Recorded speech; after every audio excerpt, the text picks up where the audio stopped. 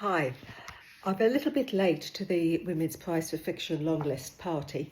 Um, we're still in Malta, and we've just been, I've just got back after a nice long walk. So the long list was announced this morning. I've read 3 on the list, and there's a lot that I've never come across before, and some that I am aware of, but I haven't got round to reading yet. But I will do now. So, what have we got? Good Girl by Aria Arba, set in Berlin, and we've got 19-year-old Afghani Neela, who's wanting to escape the shadow of her revolutionary mother.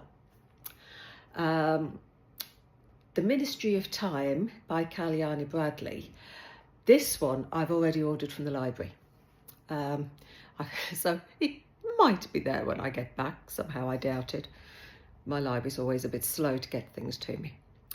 But it's set in the near future, and it's all to do with time travel, apparently, from what I can gather. Our main character is to work as a bridge between past and present, and I think there's a bit of a love story there as well. Then we've got Somewhere Else by Jenny Daches. 5-year-old Rosa, her family was murdered in a pogrom, and she's only got a suitcase of clothes and her father's violin. It's a generational novel about womanhood across the 2 world wars. Then we've got Amma by Saray De Silva, 1981 Singapore. 10-year-old Josephina kills her abuser, and the event is a defining moment for Josephina, her daughter and her granddaughter, and it's about how past lives are with us forever. Then we've got Crooked Seeds by Karen Jennings. She was listed for one of the Bookers a few years ago, I think. Cape Town this time. Deirdre sees herself as a victim until the police take her back to her family home in Cape Town, where the consequences of apartheid are still evident. Good Girl, Somewhere Else, Amma, Crooked Seeds. These I haven't come across at all. They've not been on my radar at all.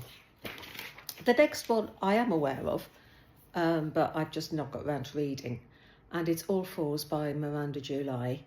A semi-famous artist plans to drive to New York, but 30 minutes after leaving her husband and her daughter at home, she exits the freeway and reinvents herself. So I was aware of that one, but I just hadn't picked it up. The Dream Hotel by Leila Lalami.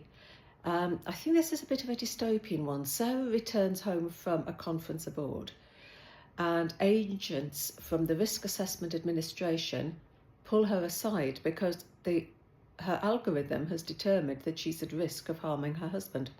So she's transferred to a detention centre for 21 days. But within this detention centre, she finds that the slightest transgressions can extend the stay. And it all sounds very, very terrifying. The next, didn't know about that one either. That one's not been on my radar, nor has this one, The Persians by Sanam Maliji.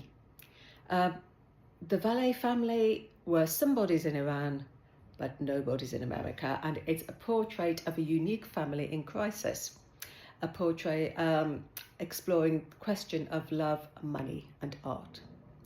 The next one is one I've read, Nesting by Rasheen O'Donnell, and this is a really good one. It's all to do with domestic violence and what happens when you try to escape it. The next one I've ordered from my library as well. A Little Trickery by Rosanna Park, and this one's a historical novel. It's Born a Vagabond. Tib has never had a roof of her own, and it's set in Tudor times, and it's a tale of belief and superstition, kinship and courage, and a very unangelic heroine. So that sounds a bit of fun, so I've ordered that one already. This The next one I hadn't come across, but having read about it, I did try to order it from my library, but they haven't. I can't get it. They don't have it on their books for some reason. Now the list has been announced. I think the library will get into the swing of ordering all the books that are on the list, but I'll have to wait. Birding by Rose Vaughan. In the 1990s, Lydia was a teen pop star and her half-naked figure was spread across billboards everywhere. Now, 30 decades later, she's unsure whether what happened to her was okay. What happened to her was okay. Was it okay? Now we're into the Me Too generation. And then we've got middle-aged Joyce, who lives with her mother. And these two women, their lives are set on an unlikely collision course.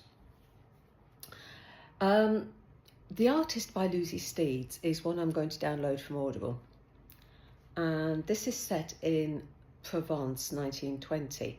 Etty makes her uncle's artistic genius possible. She does everything to help him. Joseph, an aspiring journalist, is invited to interview Edouard Tartuffe, thinking that this is going to be the interview that makes his name. But everyone has their secrets. I've got that one. I'm going to download that one on Audible and listen to that one. The next two I have read. Tell Me Everything by Elizabeth Strout. You've got Lucy Barton, Bob Burgess, Olive Kitteridge. You've got the whole gang together. And Bob he's helping somebody who's been accused of murder. That is excellent. I love all the Lucy Barton series anyway. Then the next one I read, it was on the Bookers last year, The Safe Keep by Yael van der Wooden, about twisted desire, histories, homes, and the unexpected shape of revenge. It's set in Netherlands 15 years after the Second World War, and that's a good read as well. What else? Oh, I made all these notes, didn't I? Then Fundamentally by Nusayba Yunus. Nadia is disowned by her mum and dumped by her lover, and she takes a UN job in Iraq to rehabilitate ISIS women. She meets East Londoner Sarah, who joined ISIS when she was 15, and it's an exploration of love, family, religion, and the decisions we make. And then the final one, I've got this one ordered from the library, but I'm number 17 in the list, so I might get this one before the finalists are announced. And it's Dream Count by Chimamanda Ngozi Adichie.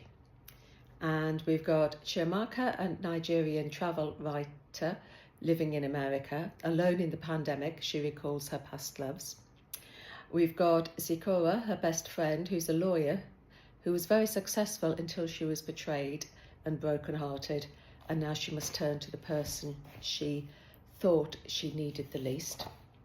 You've got Amalago, who is Chiamaka's cousin, who questions how well she actually knows herself. And then you've got Kadiatu, who is Chiamaka's housekeeper, who's proudly raising her daughter in America, but an unthinkable hardship threatens everything she has worked for. And the story is focusing on these four women. So there's a lot in this long list that I'm looking forward to. I'm going to cherry pick because I'll never get the long list read before the shortlist is announced, whenever that is. I should have checked when it was, but I didn't. And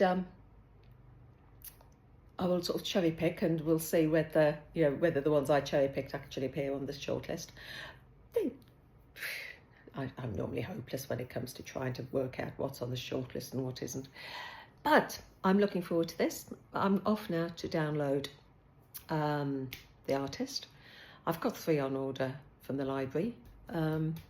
I've learned from past experience not to order a lot from the library in one go, because they all end up arriving on the same day. So I get a pile of books that I've got to read in 3 weeks. and because it's the Women's Prize, then there's no chance of renewing my loan because people are always clamouring to get them. So I've only ordered 3 this time. So I'll leave you now. Only got a couple of more days here, and then it's back to the UK and normal service will be resumed as regards my videos. So happy reading. Take care.